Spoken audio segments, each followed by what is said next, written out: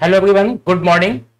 Exam Mantra के online platform पे आप सभी का स्वागत है। आइए आज की प्रमुख समसामयिक घटनाओं पर डालते हैं एक नजर। सबसे पहली जो न्यूज है वो हमारे सामने ये कि भारत बना दुनिया का 5वां सबसे बड़ा विदेशी मुद्रा का भंडार। उसी के साथ में आप देखिए अगली जो न्यूज है वो अप्रैल जून तिमाही 2020 में शहरी बेरोजगार दर 20.8% हो गई है। इसी के साथ में अगली जो न्यूज है, भारत में स्वास्थ्य देखभाल प्रणाली में अत्यधिक असमानता देखने को मिल रही है। ये किसकी रिपोर्ट है? ऑक्सफैम की रिपोर्ट है। इसी के साथ में अगली जो न्यूज होगी, सरकार ने राष्ट्रीय लॉजिस्टिक्स उत्कृष्टता पुरस्कारों के लॉन्च की घोषणा कर दी है। तेल मंत्रालय ने नई कंपनियों को भारत में ऑटोमोबाइल ईंधन बेचने के लिए मंजूरी दे दी है। इसमें 7 कंपनियों को चुना गया है, वो सब भी अब ऑटोमोबाइल ईंधन बेच सकेंगी। उसको हम डिटेल में अभी आगे देखेंगे। 2020 इंडिया लाइटनिंग रिपोर्ट जारी की गई है। इसमें यह दिखाया गया है कि जो आकाशीय बिजली जो गिरती है वो किस तरीके से दिन प्रतिदिन बढ़ती चली जा रही है। ये क्यों हो रहा है, किसकी वजह से हो रहा है, उसको भी हम लोग डिटेल में अभी आगे बात करेंगे। अगर की व्यावसायिक खेती को बढ़ावा देगा त्रिपुरा। त्रिपुरा में अगर नाम का एक वृक्ष होता है, उसके व्यावसायिक खेती की बात की जा रही है। 2022 तक इसकी जो है 2022 से लेकर के 2025 तक की इसकी व्यावसायिक खेती की बात वहां के मुख्यमंत्री ने प्रधानमंत्री मोदी जी के साथ में की हुई है। उसको भी हम लोग डिटेल में अभी आगे देखेंगे। एफएसएसएआई ने स्वामित्व वाले खाद्य पदार्थों के लिए सशर्त लाइसेंसिंग का प्रस्ताव रखा है। अमेरिका, अफगानिस्तान, पाकिस्तान और उज्बेकिस्तान मिलकर के क्वाड समूह बनाए हैं, जो कि अभी हाल ही में आप देख रहे होंगे कि अफगानिस्तान की जो स्थिति हुई है या अफगानिस्तान के अस्थिरता को लेकर के इस ग्रुप को बनाया गया है। बुध ग्रह की कोर के संबंध में नई खोज की गई है। बुध प्लेनेट की बात की जा रही है, जिसमें कोर, क्रस्ट, मेंटल, इन तीनों पार्ट्स की चर्चा की गई है। वो भी हम लोग अभी डिटेल में देखेंगे। वायरस से हमको लग रहा है कि अभी कुछ दिनों तक हमें छुट्टी नहीं मिलने वाली है। और 11वां जो हमारा पॉइंट है वो यही है, मंकी बी वायरस के बारे में। तो आइए हम लोग सभी जितनी भी खबरें हैं एक एक करके देखते हैं। भारत बना दुनिया का 5वां सबसे बड़ा विदेशी मुद्रा भंडार वाला देश। 25 जून 2011 को भारत जो है वो 608.99 अरब डॉलर के साथ में दुनिया का 5वां सबसे बड़ा विदेशी मुद्रा भंडार वाला देश बन गया था। इस पर 20वीं लोकसभा में ही वित्त मंत्री, राज्य वित्त मंत्री पंकज चौधरी के द्वारा उल्लेख किया गया था। ये आप देख पा रहे हैं एक फिगर जो कि भारतीय रिजर्व बैंक में और एक तरफ जो है वो डॉलर रखा हुआ है। तो लगभग कितना? 608.99 अरब डॉलर। ठीक है, 609 आप कह सकते हैं। अब इसी को आइए देखते हैं मुख्य बिंदु इसमें क्या क्या है।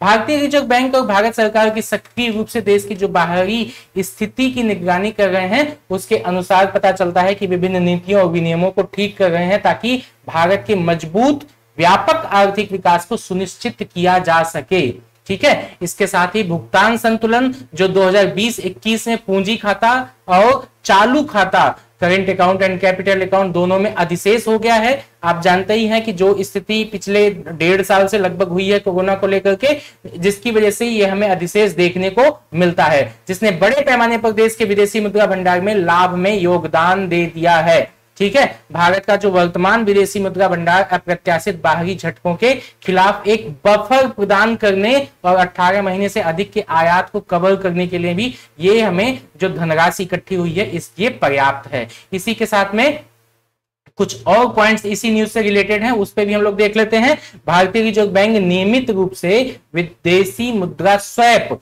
और रेपो बाजार में परिचालन को बढ़ा करके नए बाजारों और उत्पाद की खोज और सोने की खरीद करके जो देश में मुद्रा का तरलता की बात की जाती है, मुद्रा भंडार में विविधता लाने के लिए ये विभिन्न उपाय किया जाता है। क्या क्या? विदेशी मुद्रा स्वैप के माध्यम से, रेपो बाजार में परिचालन को बढ़ा करके, नए बाजार की खोज करके, उत्पादों की खोज करके और सोने की खरीद करके, इसके माध्यम से ही मुद्रा भंडार में विविधता लाने का विभिन्न उपाय सरकार के द्वारा किया जाता है। यह सब किस लिए किया जाता है? लिक्विडिटी और सुरक्षा मानदंडों के पालन को करते हुए किया जाता है। अच्छा, विदेशी मुद्रा भंडार होता क्या है, अब ये भी हम जान लेते हैं।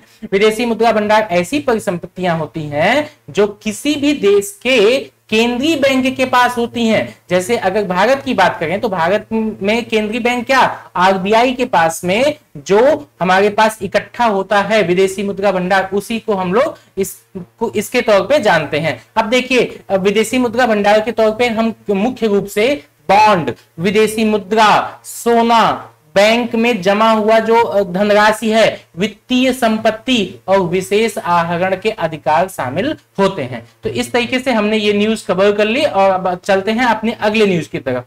अप्रैल जून तिमाही 2020, ये डेटा देखिएगा, ये जून तिमाही की बात की जा रही है 2020 की, अप्रैल जून तिमाही 2020, यानी कि हम लोग लगभग जो है सवा साल आगे हम लोग चल गए हैं ना। ये रिपोर्ट अब आ गई है, यानी कि पिछला वाला जो कोरोना था, जो फर्स्ट लॉकडाउन लगा था, उस समय की जो डेटा है वो अब आ रहे हैं हमारे सामने। वो डेटा में क्या बताया जा रहा है, बेरोजगारी दर, शहरी बेरोजगारी दर कितना 20.8% थी, ठीक है, बढ़ करके कितना 5 दशमलव कुछ पॉइंट से बढ़ करके ये 20.8% हो गई थी। ये कब पता चल रहा है हमको, जुलाई 2021 को श्रम मंत्री हमारे भूपेंद्र यादव जी ने बताया कि अप्रैल जून 2020 की तिमाही में शहरी भारत में 20.8% की बेरोजगारी दर को देखी गई थी। इस अवधि में कोविड-19 की पहली लहर के प्रसार को रोकने के लिए लॉकडाउन पूरी तरीके से लगा दिया गया था, जिसकी वजह से जितने जो लोग रोजगार युक्त थे यानी कि रोजगार में लिप्त थे, उनको कहीं ना कहीं झटके लगे थे, जिसकी वजह से वो सभी लोग एक जगह बंद हो गए थे और जिसकी वजह से कोई काम धाम ना होने की वजह से जो जॉब थी भी वो भी छूट गई थी। ठीक है, अब इस पे के कुछ मुख्य बिंदु हैं, उस पे भी हम लोग नजर डाल लेते हैं। देश में शहरी बेरोजगारी अप्रैल जून 2020 तिमाही में 20.8% के उच्च स्तर पर पहुंच गई थी। ये क्यों हुआ था, उसी समय कठोर लॉकडाउन लगा दिया गया था, जिसकी वजह से ये स्थिति पैदा हो गई थी। आवधिक श्रम बल सर्वेक्षण यानी कि पीरियोडिक लेबर फोर्स सर्वे, इसकी तिमाही के अनुसार हमको पता चलता है कि जुलाई सितंबर 2019, अक्टूबर दिसंबर 2019, जनवरी मार्च 2020 और अप्रैल जून 2020 को समाप्त होने वाली तिमाहियों में ये क्रमशः देखिए कितना है। सबसे पहले तो हम देख लेते हैं जून सितंबर 2019 वाले में वो 8.3% हमें देखने को मिल रहा है। ठीक है, 8.3%। यहीं पर जो अगला है अक्टूबर दिसंबर 2019 में वो 7.8% है। जनवरी मार्च 2020 में वो 9.1% है और अप्रैल जून 2020 में एकाएक देखिए बढ़ गया, वो 20.8% हो गया बढ़ करके। ठीक है, इस तरीके से मतलब जो पिछला वाला कोरोना था वहां से ही ज्यों ही लॉकडाउन लगा था ये स्थिति बद से बदतर हो गई थी। उन्होंने यह भी उल्लेख किया था कि देश के पूर्ण रोजगार या बेरोजगारी की स्थिति का आकलन केवल शहरी और ग्रामीण दोनों क्षेत्रों को कवर करने वाले पूरे वर्ष के सर्वेक्षण के आंकड़ों से ही इसका अनुमान लगाया जा सकता है। ठीक है, अब देखिए इसी में अगला जो पॉइंट है वार्षिक पीरियोडिक लेबर फोर्स सर्वे, इसके अनुसार पता चल रहा है 2018-19 तक उपलब्ध है। उस परिणाम के अनुसार 2017-18 और 18-19 के दौरान देश में जो बेरोजगारी दर थी तो 17-18 के दौरान थी 6% और 18-19 के दौरान थी 5.8%। ठीक है, वहीं पर ये अप्रैल में कितना हो गया, अप्रैल 2020 में 20.8%। तो ये बहुत ही ज्यादा घातक स्थिति हो गई है एक जो है वर्ग, आयु वर्ग के लिए। उन्होंने यह भी कहा है कि सरकार ने आत्मनिर्भर भारत रोजगार योजना जैसी योजनाओं के क्रियान्वयन के माध्यम से भारत में नौकरियों को बढ़ावा देने के लिए कई पहल की हैं, लेकिन वो तो वास्तविकता क्या है, अब ये तो जब तक आंकड़े नहीं आएंगे तब तक इस पे हम कुछ बोलना मुनासिब नहीं। आइए हम देख लेते हैं आत्मनिर्भर भारत रोजगार योजना के बारे में। यह जो योजना है वो कर्मचारी भविष्य निधि संगठन यानी कि ईपीएफओ के द्वारा क्रियान्वित किया जा रहा है। ये योजना के बारे में देख लीजिएगा क्योंकि इकोनॉमी और साथ में ही करंट से रिलेटेड ये करके क्वेश्चंस इससे पुटअप होते हैं। ठीक है, आत्मनिर्भर भारत योजना सबसे पहले किसके द्वारा क्रियान्वित होती है, ये क्वेश्चन बन सकता है। तो कर्मचारी भविष्य निधि संगठन के द्वारा क्रियान्वित की जा रही है ये योजना। साथ ही 1000 कर्मचारियों तक वाली जो कंपनियां हैं वहां उसके लिए सरकार कर्मचारियों के योगदान यानी कि 12% और नियोक्ता की योगदान यानी कि उसके लिए भी 12% और टोटल मिलाकर के 24% का भुगतान करेगी। लेकिन वहीं पर 1000 से अधिक कर्मचारी वाले जो कंपनी हैं उनके लिए सरकार केवल ईपीएफ यानी कि 12% का भुगतान करने वाली है। यह 2 साल की अवधि के लिए किया जाएगा। तो ये हमारी सेकंड न्यूज भी कंप्लीट हो जाती है। अब अगले न्यूज की तरफ बढ़ते हैं। भारत में स्वास्थ्य देखभाल प्रणाली में अत्यधिक असमानता देखने को मिलती है। ये किसकी रिपोर्ट है? ऑक्सफैम की रिपोर्ट है। देखिए ये बहुत ही इंपॉर्टेंट हो जाता है। स्वास्थ्य के साथ ही साथ ये हमारा सोशल इशू का भी एक पार्ट होता है और इस तरीके से हम इसको कई जगहों पर इसको कोरिलेट करके देखते हैं। ऐसे में भी हमारा काम में आने वाला है। ठीक है, देखिए अब इसमें ऑक्सफैम की रिपोर्ट क्या कहती है। इनइक्वालिटी रिपोर्ट 2021 की आ गई है, India's unequal health care story. यह रिपोर्ट इस बात पर प्रकाश डालती है कि कैसे सार्वजनिक स्वास्थ्य प्रणालियों पर कम खर्च करते हुए ही निजी स्वास्थ्य सेवा का समर्थन करने पर भारत के ध्यान ने स्वास्थ्य सेवा तक पहुंचने में असमानताओं को जन्म दे दिया है। इसका यही मतलब है कि भारत सरकार निजी स्वास्थ्य सेवा पर उसका समर्थन कर रही है और सार्वजनिक स्वास्थ्य प्रणालियों पर उस पर कम खर्च कर रही है, जिसकी वजह से जो एक वर्ग यानी कि अगर देखा जाए भारत में तो एक उच्च वर्ग और दूसरा है निम्न वर्ग। तो उच्च वर्ग जो है वो निजी स्वास्थ्य सेवा लेने में तो वो समर्थ है, लेकिन जो निम्न वर्ग है वो सार्वजनिक स्वास्थ्य प्रणालियों पर ही कहीं ना कहीं निर्भर करता है, जिसकी वजह से ये असमानताएं जन्म ले ली हैं। अब देखिए मुख्य बिंदु के तौर पे क्या बताया जा रहा है कि जो राज्य स्वास्थ्य पर अधिक खर्च के साथ मौजूदा स्वास्थ्य असमानताओं को कम करने का प्रयास कर रहे हैं उनमें अन्य राज्यों की तुलना में कोविड-19 के कम पुष्ट मामले थे।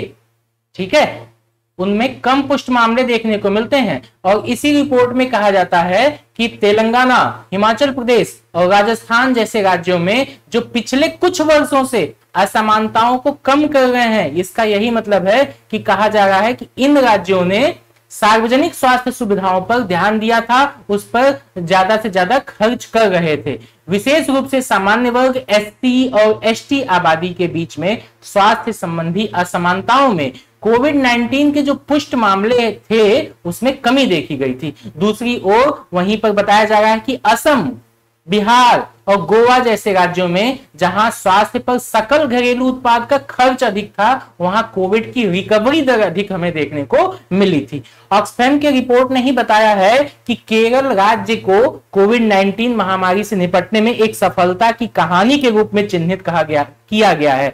अब देखिए केरल राज्य जब से एक तरीके से कहें कि कोरोना का प्रभाव भी हमको साउथ से ही देखने को मिलता है और वहीं पर केरल सबसे ज्यादा सतर्क, सुरक्षित और अपने आप को रिकवरी रेट भी सबसे ज्यादा देने वाला केरल राज्य था। ठीक है, तो इसीलिए ऑक्सफैम रिपोर्ट भी इसके तहत, इसके पक्ष में, इसके समर्थन में खड़ी होती है और कहती है कि महामारी से निपटने में एक सफलता की कहानी के रूप में इसको चिन्हित किया गया है। शहरी आबादी ने ग्रामीण आबादी की तुलना में बेहतर प्रदर्शन किया है, जिसे विभिन्न स्वास्थ्य संकेतकों पर मापा गया है। अब देखिए इसी में अगले कुछ पॉइंट्स और हैं। 2004 से 17 के बीच में हमको देखने को मिल रहा है कि प्रति अस्पताल में भर्ती होने के मामले में चिकित्सा व्यय 3 गुना हो गया है। यानी कि जैसे अगर हमें कोई बीमारी होती थी और हम हॉस्पिटल में 2004 से 17 के बीच में अगर कहीं भर्ती होते थे किसी चीज को लेकर के, किसी भी बीमारी को, तो वो जो है जो दर्द था वो 3 गुना बढ़ गया था। जहां पहले अगर 1000 रुपए लगता था, अब वहां पर 3000 रुपए खर्च हो गए थे, जिससे क्या है गरीब और ग्रामीण परिवारों के लिए यह बहुत मुश्किल हो गया है। शहरी परिवार अपनी बचत पर निर्भर था, जबकि ग्रामीण परिवार ज्यादातर उधार लेने पर निर्भर रहते थे। देश के 1/3 से भी कम परिवार सरकार की बीमा योजना से कवर किए हैं। सरकार की जो बीमा योजना चल रही है आप सभी को मालूम होगा, तो उससे कवर किया गया है 1/3 से भी कम परिवार को। भारत में 64.2 का आउट ऑफ पॉकेट स्वास्थ्य व्यय विश्व औसत से अधिक है, जो कि 18.2% है। ठीक है, विश्व में कितना 18.2% है और वहीं भारत में 64.2% का आउट ऑफ पॉकेट स्वास्थ्य व्यय, मतलब हम लोग अपने स्वास्थ्य पे खर्च कर देते हैं इतना। स्वास्थ्य देखभाल की अत्यधिक कीमतों ने कई लोगों को कर्ज और अपनी संपत्ति बेचने के लिए मजबूर कर दिया है। विभिन्न सामाजिक जो श्रेणी है उनके बीच में अगर साक्षरता दर बढ़ाई जाए, उसके साथ ही साथ मतलब ये सब चीजें देखने को मिलती हैं, उसके साथ ही साथ स्वास्थ्य देखभाल की पहुंच को भी प्रभावित ये करती हैं। बाल टीकाकरण में सुधार हुआ है, ये यही बता रहा है ऑक्सफैम का रिपोर्ट। फिर भी लड़कियों के टीकाकरण की दर लड़कों की तुलना में हमें कम देखने को मिलती है। कुछ और पॉइंट्स बचे हुए हैं वो भी देख लेते हैं। शहरी क्षेत्रों में जो रहने वाले बच्चे हैं वो ग्रामीण क्षेत्रों में रहने वाले बच्चों की अपेक्षा टीकाकरण उनमें हमें बेहतर पहुंच देखने को मिलती है। जो आय समूहों के जो मतलब आय समूह का यही कहने का मतलब है कि एक उच्च वर्ग के आय समूह और निम्न वर्ग के आय समूह, उन दोनों वर्गों के आय समूहों के अंतर को देखा जाए तो उच्च वर्ग वाले उनमें बाल टीकाकरण काफी आसानी से उनकी पहुंच में उपलब्ध हो जाता है और निम्न आय वर्ग के समूहों के लिए वो टीकाकरण नहीं हो पाता है, जिसकी वजह से हमको ये असमानता देखने को मिलती है। ऑक्सफैम के बारे में भी देख लेते हैं कि ऑक्सफैम है क्या चीज। ये इतनी रिपोर्ट, इतने तथ्य, सब चीजें बता तो दिया। ऑक्सफैम जो है ये 1942 में इसकी स्थापना होती है। इसकी जो मुख्यालय है वो है नैरोबी में। नैरोबी कहां पे है? केन्या में है। यह कई परोपकारी संगठनों का एक संघ है जो कि वैश्विक गरीबी पर काम करता है। गरीबी पर काम करने का मतलब जो है उनके बारे में रिपोर्ट इकट्ठा करना, उनको जो है किस तरीके से उनकी मतलब जो असमानताएं हैं उनको दूर किया जा सकता है, जो उसमें भेदभाव देखने को मिल रहा है, उसमें कमियां हैं, वो उसको दूर किया जा सकता है। ये सब चीजें ऑक्सफैम करता है। चलिए हम लोग चलते हैं अपने अगले न्यूज की तरफ। सरकार ने राष्ट्रीय लॉजिस्टिक उत्कृष्टता पुरस्कारों के लॉन्च की घोषणा कर दी है। देखिए कब की है? 19 जुलाई 2021 को। 19 मत याद रखिएगा, लेकिन इतना याद रखिएगा जुलाई 2021 में ये किया गया है। लॉजिस्टिक क्षेत्र पर ध्यान केंद्रित करने के लिए भारत सरकार ने नेशनल लॉजिस्टिक एक्सीलेंस अवार्ड नामक पुरस्कार की एक नई श्रेणी शुरू कर दी है। यह नया लॉन्च किया गया पुरस्कार देश में लॉजिस्टिक का मतलब यह है कि जैसे अगर आप लोग फ्लिपकार्ट या अमेजन से जो सामान मंगाते हैं तो अमेजन तो एक अलग कंपनी हो गई, लेकिन बीच में जो सामान पहुंचाने वाली जो कंपनियां हैं तो वो क्या है? वो लॉजिस्टिक सप्लाई चेन का काम करती हैं, जिसको एक जगह से दूसरी जगह पर सामान पहुंचाने का काम करती हैं। तो इसी को लॉजिस्टिक आपूर्ति श्रृंखला यानी कि लॉजिस्टिक सप्लाई चेन में शामिल विभिन्न फर्मों को उचित पहचान प्रदान करेगा। अभी तक लॉजिस्टिक के लिए ऐसा कुछ हुआ नहीं था, लेकिन पहली बार ऐसा हुआ है कि लॉजिस्टिक जो सप्लाई चेन उसको भी अब एक उचित पहचान के लिए रेटिंग दी जाएगी, इस तरीके से करके कि कौन सी सबसे अच्छी कंपनी है, उससे खराब कौन है, या फिर एक्सीलेंस अवार्ड जो है दिया जाएगा। अब देखिए इसमें कुछ मुख्य बिंदु हैं, उस पर भी हम लोग नजर डाल लेते हैं। 2 श्रेणियों में इसको बांटा गया है पुरस्कार को। पहली श्रेणी में वो कि जो सर्विस प्रोवाइडर और लॉजिस्टिक इंफ्रास्ट्रक्चर शामिल हैं। दूसरी श्रेणी में जो यूजर इंडस्ट्रीज को सम्मानित किया जाएगा, विभिन्न यूजर इंडस्ट्रीज को सम्मानित किया जाएगा। अब देखिए इसमें क्या है कि नेशनल लॉजिस्टिक्स एक्सीलेंस अवार्ड का लॉन्च सर्वोत्तम प्रथाओं को उजागर करेगा, जिसमें लॉजिस्टिक्स क्षेत्र में प्रक्रिया मानकीकरण मतलब जो इनका स्टैंडर्ड है, समेकन, डिजिटल परिवर्तन, तकनीकी उन्नयन और सतत अभ्यास शामिल हैं। इन पुरस्कारों के माध्यम से ही सरकार का लक्ष्य उन लॉजिस्टिक सेवा प्रदाताओं पर ध्यान केंद्रित करना है जिन्होंने कई अन्य उपलब्धियों के बीच में अपनाए गए डिजिटलीकरण और प्रौद्योगिकी परिचालन के उत्कृष्टता के साथ ही साथ सतत प्रथाओं का पालन किया है और ग्राहक सेवा में सुधार किया है। मेन तो वही है ना कि कंज्यूमर सर्विस को जो सबसे ज्यादा अच्छी तरीके से प्रोवाइड करता हो उसी को पुरस्कृत किया जाए, नहीं तो ऐसे सबको पुरस्कृत करते चलेंगे तब तो सभी पुरस्कार के काबिल हो जाएंगे, है ना। चलिए आगे देखते हैं। इसमें अन्य घोषणाएं जो की गई हैं वो वाणिज्य मंत्रालय ने बताई क्या कि कृषि और प्रसंस्कृत खाद्य उत्पाद निर्यात विकास प्राधिकरण यानी कि एपीडा, एग्रीकल्चर एपीडा, थोड़ा सा ध्यान दीजिएगा इसको। जिस तरीके से आप जो है गीडा के बारे में जानते होंगे, इस तरीके से कई ऐसे जो है अथॉरिटी बनाई गई हैं जहां पर इसका एक तो पहली चीज तो फुल फॉर्म याद रखिएगा, दूसरा कि इनका काम क्या है ये भी याद रखिएगा, ठीक है। तो इसका नाम से पता चल रहा होगा कि कृषि और प्रसंस्कृत खाद्य उत्पाद निर्यात विकास प्राधिकरण, agriculture and processed food products exports development authority, APEDA की शाखा बासमती निर्यात विकास फाउंडेशन, ठीक है, बीईडीएफ, तो अपीडा और बीईडीएफ के द्वारा बासमती चावल की खेती में जो शामिल किसान हैं उनको समायोजित करने के लिए एक पहल शुरू की गई है। इस पहल के तहत ही बीईडीएफ और rice exports association of Uttar Pradesh ने एक जागरूकता अभियान शुरू करने के लिए सहयोग किया है, जिसके माध्यम से किसानों को उत्तर प्रदेश राज्य के गौतम बुद्ध नगर जिले में स्थित जहांगीरपुर में उच्च गुणवत्ता वाले बासमती चावल उगाने के लिए प्रोत्साहित किया जाएगा। तो ये हो गया हमारा। अब चलते हैं हम लोग अब अगली न्यूज की तरफ। तेल मंत्रालय ने कई कंपनियों को भारत में ऑटोमोबाइल ईंधन बेचने की मंजूरी दे दी है। अब ऑटोमोबाइल जो ईंधन बेचने वाली जो उनकी जो मुख्य शर्तें हैं, जो मुख्य बिंदु हैं, आइए उस पर भी देख लेते हैं। सबसे पहले तो ये कि बिक्री के लिए 7 कंपनियों को मंजूरी दी गई है। अब इसमें जो पॉइंट्स हैं वो क्या है कि विपणन के लिए यानी कि बेचने के लिए, ईंधन के व्यापार के लिए प्राधिकरण के लिए आसान दिशा निर्देशों के तहत आती हैं, जिन्हें वर्ष 2019 में संशोधित किया गया था। इन मानदंडों के तहत ही रिलायंस इंडस्ट्रीज को मंजूरी दी गई है। ठीक है, ध्यान दीजिएगा, रिलायंस इंडस्ट्रीज को मंजूरी दी गई है।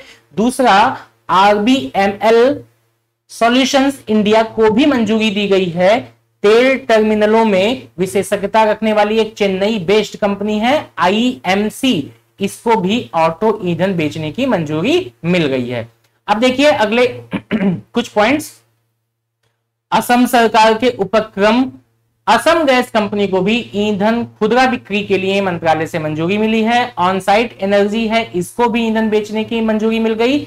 नए नियमों के तहत है मानस एग्रो इंडस्ट्रीज एंड इंफ्रास्ट्रक्चर और एमके एग्रोटेक को भी फ्यूल रिटेलिंग ऑथराइजेशन मिल गया। इस तरीके से टोटल 7 कंपनियां हैं, सातों के नाम हम आपको बता दिए यहां पर। अब देखिए कुछ जो है इनके शर्त हैं, नियम है, उसके तहत क्या बताया जा रहा है कि सबसे पहले तो ये कि प्राधिकरण प्रदान करने की प्रक्रिया क्या होगी। जो आवेदन कर रहे हैं उनके पास 250 करोड़ रुपए की कुल संपत्ति वाली कंपनियों को पेट्रोलियम मंत्रालय के द्वारा प्राधिकरण प्रदान किया गया था। कितना? 250 करोड़ रुपए।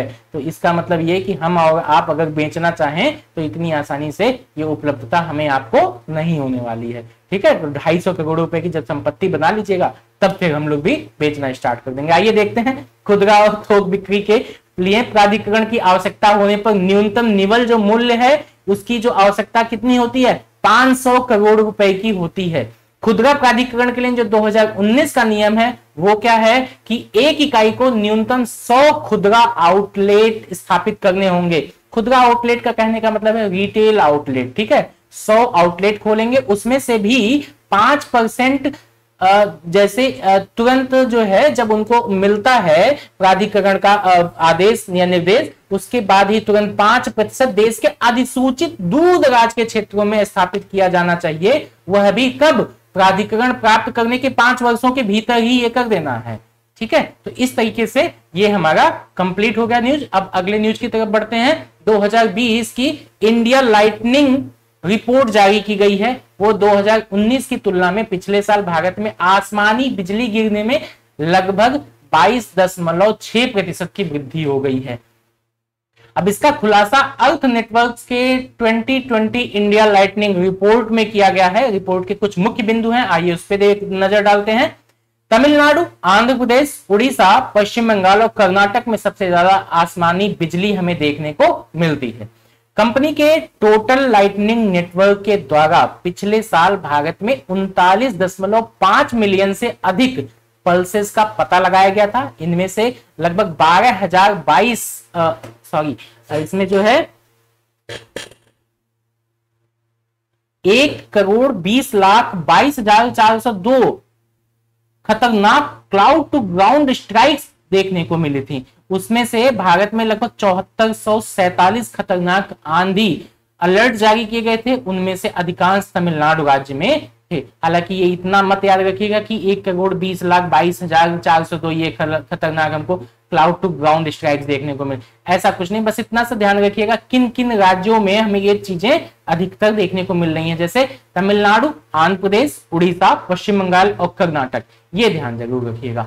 ठीक है, अब देखते हैं इसी में कुछ अगले पॉइंट्स।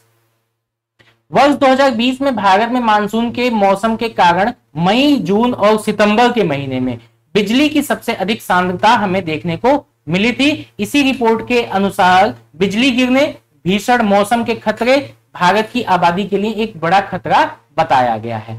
भूमध्य रेखा और आप जब मैप देखे होंगे इंडिया का तो उसमें आप जानते ही होंगे कि भूमध्य रेखा और हिंद महासागर से देश की निकटता के कारण ही भारत अत्यधिक मात्रा में नमी और गर्मी का अनुभव करता है, जो पूरे दक्षिण एशियाई क्षेत्र में अचानक और तेज आंधी में योगदान देता है। राष्ट्रीय अपराध रिकॉर्ड ब्यूरो के द्वारा पता चलता है कि 2001 में भारत में लगभग हर साल 2360 लोग बिजली गिरने से उनकी मृत्यु हो जाती है। तो ये एक मतलब जो है दुखद न्यूज है। इस तरीके से मतलब इस पे कंट्रोल करना चाहिए। चलिए आइए फिर भी देखते हैं अगली न्यूज। अगर मतलब ये अगर मगर वाला नहीं है, ये अगर एक वृक्ष है जो कि त्रिपुरा में पाया जाता है। ठीक है, अगर की व्यावसायिक खेती को बढ़ावा देगा त्रिपुरा। अब त्रिपुरा के मुख्यमंत्री इसी की वजह से प्रधानमंत्री जी को उन्होंने एक सुझाव दिया था और इस पर काफी तेजी से अब काम भी हो रहा है।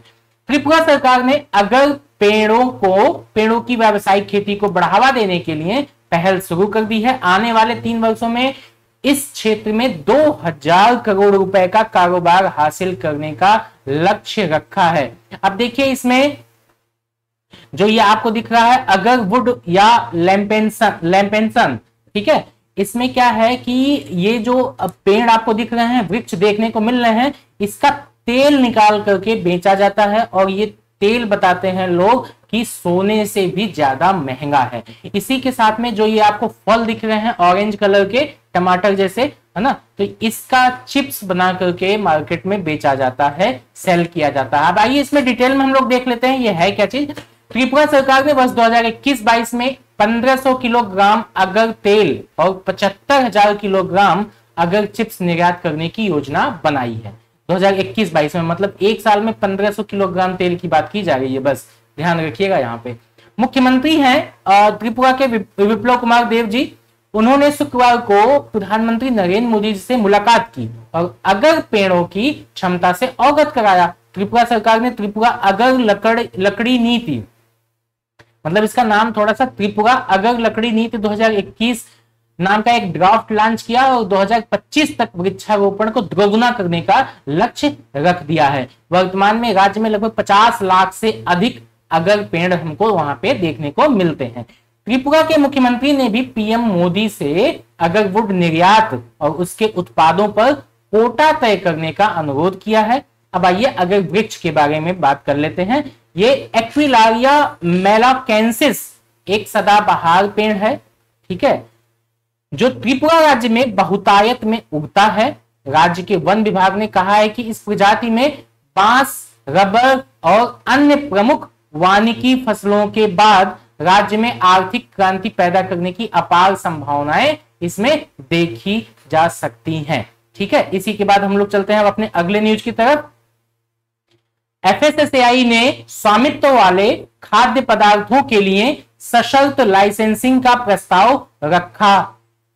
अब इसमें क्या बताया जा रहा है कि भारतीय खाद्य सुरक्षा और मानक प्राधिकरण यानी कि एफएसएसएआई के बारे में अभी हम लोग आगे चल करके डिटेल में बात कर लेंगे, लेकिन आइए अब यहाँ पे न्यूज पहले देख लेते हैं। स्वामित्व वाले खाद्य पदार्थ के लिए सशर्त लाइसेंसिंग का जो प्रस्ताव रखा है, अब उसमें क्या मुख्य बिंदु हैं वो देख लेते हैं। वे उत्पाद जिनके लिए किसी मौजूदा विनियमों के तहत कोई पहचान मानक निर्धारित नहीं किया गया है, लेकिन आमतौर पर परमिटेड इंग्रेडिएंट्स और योजक यानी कि एडिटिव्स का उपयोग करके निर्मित किए जाते हैं, उसी को हम कहते हैं स्वामित्व वाले खाद्य उत्पाद यानी कि प्रोप्राइटरी फूड्स। ठीक है, इसी के बाद हम लोग अगला पॉइंट्स में है देखते हैं उसको। एफएसएसएआई ने कहा है कि ऐसे उदाहरण सामने आए हैं जहां खाद्य निर्माता स्वामित्व वाले खाद्य उत्पादों के लिए लाइसेंस के लिए आवेदन करते हैं जो उन उत्पादों से मिलते जुलते हैं जिनके लिए निर्धारित मानक हैं। अब इसमें कंडीशनल लाइसेंसिंग की जो बात की गई है उसको देख लेते हैं। एफएसएसएआई की जो सशर्त लाइसेंसिंग की अवधारणा ऐसे उत्पादों के बाजार में प्रवेश की जांच करेगी जहां पर स्टैंडर्डाइज फूड प्रोडक्ट्स के अनुपालन से बचने के लिए उत्पाद की संरचना में मामूली बदलाव किया जाता है। बाजार में जो उपलब्ध सभी खाद्य उत्पादों को लेबलिंग, मतलब उसपे जो लेबलिंग की जाती है, पैकेजिंग की जाती है, विषाक्त पदार्थों और दूषित पदार्थों के मानकों सहित खाद्य मानकों का पालन करने की उनको आवश्यकता होती है। खाद्य सुरक्षा नियमों में ऐसे मानक भी शामिल कर लिए गए हैं जो मुख्य रूप से कुछ खाद्य उत्पादों की संरचना और पहचान मानकों पर ध्यान केंद्रित करते हैं। इसीलिए एफएसएसएआई ने स्वामित्व वाले खाद्य उत्पादों के मैपिंग का प्रस्ताव कर रहा है, जिसमें निकट से मिलते जुलते मानकीकृत खाद्य उत्पाद श्रेणी में आते हैं। अब देखिए एफएसएसएआई के बारे में। एफएसएसएआई का जो गठन है वो 2011 में किया गया था। यह किस मंत्रालय के अंतर्गत काम करता है ये भी देख लीजिए। स्वास्थ्य और परिवार कल्याण मंत्रालय के तहत ये काम करता है। ये एक वैधानिक इकाई है, यहां पे ध्यान दीजिएगा, वैधानिक इकाई है एफएसएसएआई। एफएसएसएआई अपने पर्यवेक्षण और विनियमन गतिविधियों के माध्यम से सार्वजनिक स्वास्थ्य को बढ़ावा देने और उसकी रक्षा करने के लिए यह जिम्मेदार होता है। एफएसएसएआई की वर्तमान जो अध्यक्ष हैं उनका नाम है रीता तेवतिया और वर्तमान मुख्य कार्यकारी जो अधिकारी हैं वो हैं अरुण सिंघल जी, और इसका मुख्यालय जो है वो है नई दिल्ली में। अब आइए हम लोग बढ़ते हैं अपने अगले न्यूज की तरफ। ये चारों फोटो ध्यान से दीजिए, देखिएगा। ये जो है एक क्वाड ग्रुप बन रहा है जिसमें जो है अमेरिका, अफगानिस्तान, पाकिस्तान और उज्बेकिस्तान है। थोड़ा सा एक बार फिर से ध्यान से पढ़िएगा, अमेरिका, अफगानिस्तान, पाकिस्तान और उज्बेकिस्तान। वो कहते हैं ना कि जो क्लास में सबसे शरारती बच्चा हो उसी को तुम मॉनिटर बना दो तो क्लास पूरी तरीके से शांत रहेगी, है ना। तो ये जो क्वाड ग्रुप है इसमें पाकिस्तान को भी शामिल किया गया है। ये थोड़ा ध्यान दीजिएगा यहाँ पे और हंसीएगा नहीं बिल्कुल भी। चलिए अब आइए हम लोग एक न्यूज अपने मतलब जो घटनाएं हैं उस पर नजर डालते हैं। अमेरिका, अफगानिस्तान, पाकिस्तान और उज्बेकिस्तान ने क्षेत्रीय संपर्क बढ़ाने के प्राथमिक उद्देश्य के साथ एक नया चतुर्भुज राजनयिक मंच, क्वाड्रिलेटरल डिप्लोमेटिक प्लेटफॉर्म स्थापित करने के लिए एक सैद्धांतिक समझौता किया है। इस क्वाड ग्रुप की घोषणा कौन किया है? जो बाइडेन, जो कि अमेरिका के राष्ट्रपति हैं, उनके प्रशासन ने की थी। अब देखिए इसमें क्या है जो मुख्य बिंदु है। सबसे पहला तो ये कि अफगानिस्तान से अमेरिकी सैनिकों की वापसी के कारण अफगानिस्तान में बढ़ रही हिंसा के बीच में अमेरिका, अफगानिस्तान, उज्बेकिस्तान और पाकिस्तान के द्वारा यह ग्रुप तैयार किया जा रहा है। ठीक है, अब अमेरिकी सैनिक अगर वापस हो गए हैं तो अफगानिस्तान में हंगामा करने वाला है कौन? ठीक है, तालिबानी। तो तालिबानी किसके द्वारा क्या चीजें, अब उसमें ज्यादा बताने की आवश्यकता नहीं है, लेकिन फिर भी जो यहाँ पॉइंट्स है उस पर हम लोग अभी चर्चा कर लेते हैं। राष्ट्रपति बिडेन के प्रशासन के अनुसार इस नए क्वाड समूह का प्राथमिक ध्यान क्षेत्रीय संपर्क और अफगानिस्तान देश को बढ़ाने पर होगा। सबसे पहली चीज तो अफगानिस्तान को बढ़ाने पर, उसके विकास और उन्नति की बात करने की। ठीक है, उसके साथ ही प्राथमिक ध्यान जो है क्षेत्रीय संपर्क बढ़ाया जाए। ठीक, अमेरिकी विदेश विभाग ने कहा है कि पार्टियों ने फलते फूलते अंतर क्षेत्रीय व्यापार मार्गों को खोलने के इस अवसर को पहचाना है और पार्टियां ट्रांजिट लिंक बनाने के लिए, व्यापार का विस्तार करने और व्यापारिक संबंधों को मजबूत करने के लिए आपस में सहयोग करने का भी प्रयास करेंगी। यह उनका अनुमान है। क्वाड समूह की बैठक जो होती है, यह 4 राष्ट्र आने वाले कुछ महीनों में आपसी सहमति से इस क्वाड समूह के विभिन्न तौर तरीकों को चाक चौबंद करने के लिए बैठक करने पर सहमत हो गए हैं। चलिए ये भी न्यूज समाप्त होती है। अब हम लोग बढ़ते हैं अपने अगले न्यूज की तरफ। इसमें क्या बताया जा रहा है कि बुध ग्रह की कोर के संबंध में नई खोज की गई है। किसने खोज की है? मैरीलैंड यूनिवर्सिटी ने। इस खोज के अनुसार ये पता चल रहा है कि बुध का जो कोर है इसके मेंटल के सापेक्ष अधिक बड़े आकार का है। देखिए हमने आपके लिए एक फिगर यहां पर वैसा ही खोज के लाया है कि इसमें जो क्रस्ट, देखिए सबसे ऊपरी जो भाग दिख रहा है क्रस्ट, बीच वाला जो भाग दिख रहा है उसको हम कहते हैं मेंटल, और जो सबसे सॉलिड इनर कोर लिखा हुआ है देखिए उस पे वो कोर वाला भाग है। तो इसी तरीके से जैसे आपने पृथ्वी के बारे में देखा होगा तो कोर, मेंटल, क्रस्ट, ठीक है, तो उसी तरीके से बुध का भी हमें ये, अगर उसको हम एक पार्ट काट देंगे तो इस तरीके से हमें वहां पे देखने को मिलता है। लेकिन मैरीलैंड यूनिवर्सिटी ने ये दावा किया है कि जो इसका कोर है, यानी कि जो सबसे अंदर वाला भाग है, सॉलिड इनर कोर वाला भाग, वो मेंटल से ज्यादा बड़ा है। अब उसके पीछे का फैक्ट क्या है वो हम देख लेते हैं। इसका जो मुख्य कारण है सूर्य का चुंबकत्व है, सूर्य का चुंबकत्व। देखिए सौर मंडल के प्रारंभिक गठन के दौरान जब युवा सूर्य का मतलब यह है जब सूर्य का गठन मतलब उस समय निर्माण हो रहा था, उस समय की बात की जा रही है। धूल और गैस के घूमते हुए बादलों से घिरा हुआ था। सूर्य के चुंबकीय क्षेत्र की वजह से लौह कण केंद्र की ओर आकर्षित होकर के इकट्ठे हो गए थे। ठीक है, धूल और गैस गुच्छों से ग्रहों का निर्माण शुरू होने के दौरान सूर्य के नजदीक बनने वाले ग्रहों की कोर में दूरस्थ ग्रहों की तुलना में अधिक मात्रा में लौह कणों का संकेंद्रण हुआ था, जिसकी वजह से अभी जो मैरीलैंड यूनिवर्सिटी के माध्यम से हमें पता चल रहा है कि बुध ग्रह का जो कोर है वो मेंटल से अधिक बड़ा है। चलिए हम लोग चलते हैं अब अपने अगले न्यूज की तरफ, और ये है इस सेशन का यानी कि करंट अफेयर्स का अंतिम न्यूज, और ये भी खतरनाक न्यूज।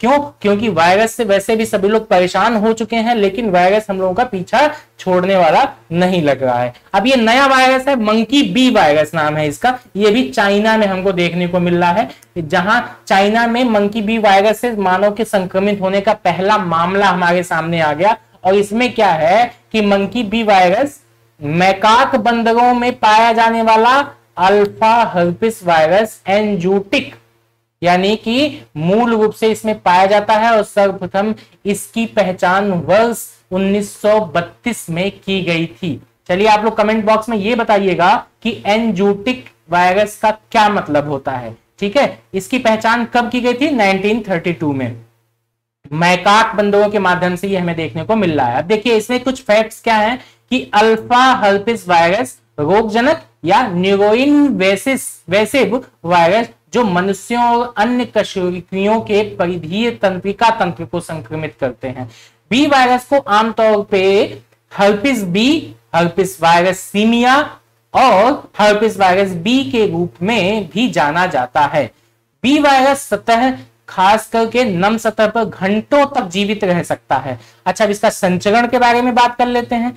इंसानों में ये जो वायरस है ये मैकाक बंदरों के काटने से, खरोंचने से, संक्रमित बंदर की लार से, मल मूत्र आदि के संपर्क में आने से भी ये फैलता है।